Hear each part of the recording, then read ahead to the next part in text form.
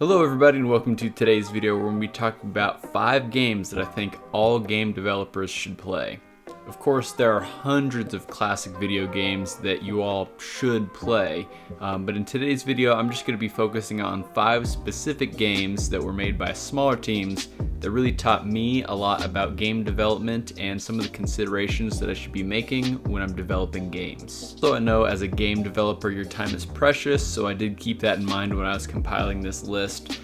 3 of the games on the list are games that can be completed within 1 or 2 sittings. Another game is a little bit more open-ended, so you can pretty much play that one as long or as short as you want.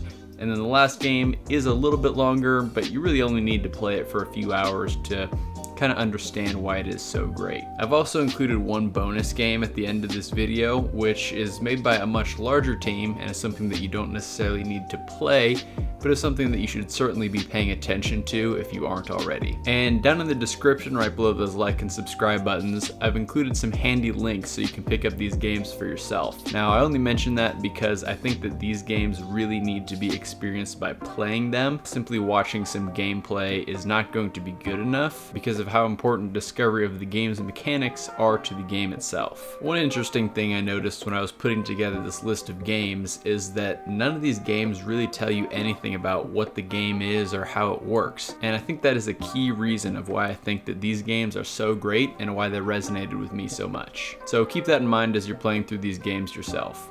Now, in an upcoming video, I am going to be going over how you should actually be playing games as a game developer.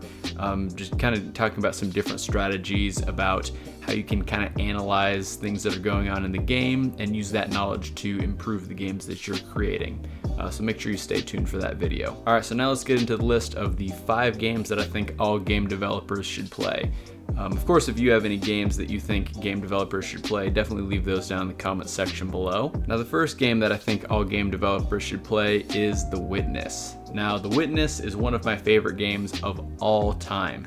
And it is really cool because it doesn't explicitly tell you anything at all. Sure, the game tells you the very basics of how to interact with things in the world, but it doesn't tell you anything as far as how to solve puzzles or why you even would want to solve puzzles. That is something that you as the player need to figure out all on your own. And this game pretty much turned me into a crazy person.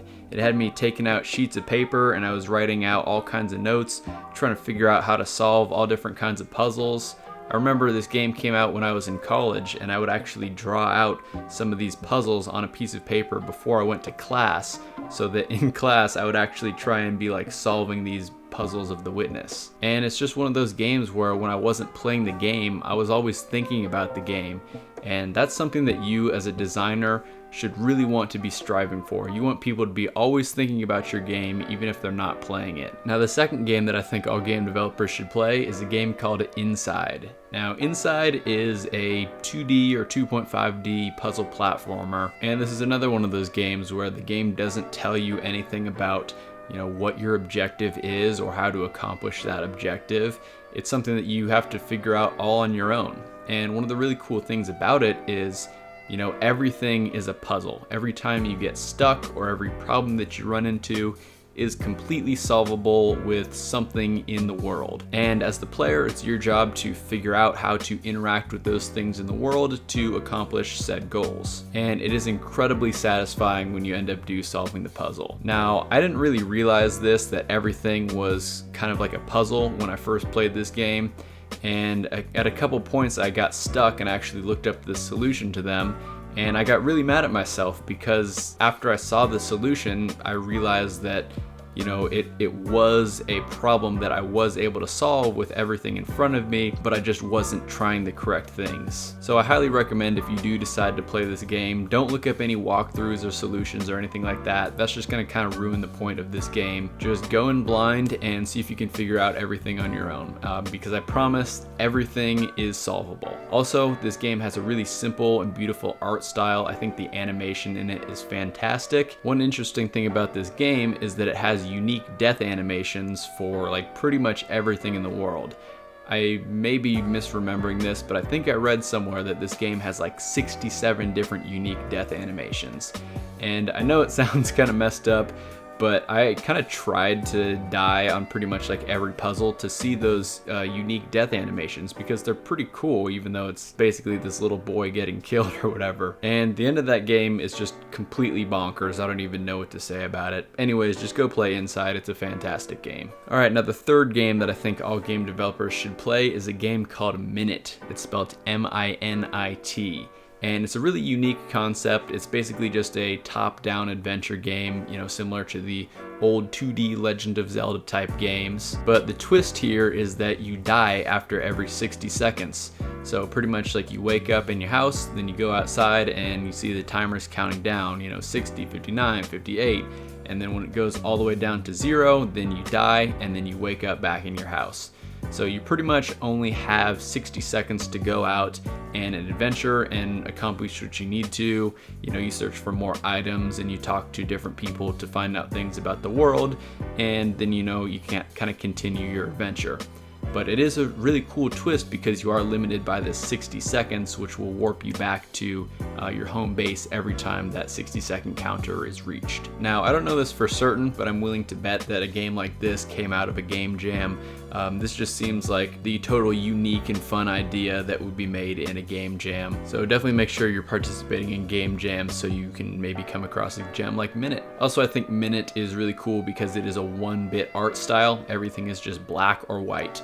And so I think it's really cool because it shows you that you don't need to have, you know, amazing high quality graphics to make a compelling game. Now, I think the art style in Minit is, you know, really beautiful, and they clearly, you know, took their time in making everything look real nice. Now, the fourth game that I think all game developers should play is a game called Gone Home. And I think Gone Home is great because it is interactive storytelling done right. This is how you tell a story in a video game. Without saying too much, the game has you exploring a house and you're looking for all different sorts of clues, and then finding those clues unlock different parts of the house, and you know, you can kind of continue through the story. And it's a really great story, and the game just had me like tense and on edge the whole time.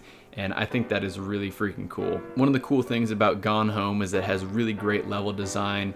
It's a fairly big sized house that you're exploring around in, and there are a number of different ways that you can go about exploring the house. You know, do you go over in this room first, or do you go upstairs and do this first? And pretty much no matter what order you accomplish things in, it's still going to tell a good cohesive story. But I will say, if you are considering playing this game, don't look into it at all. You don't want anything at all ruined for you.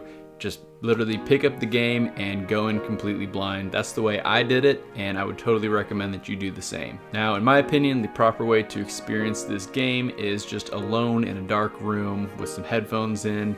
It is a fantastic game, and you should definitely play it. Now, the fifth and final game that I think all game developers should play is a game called Spelunky.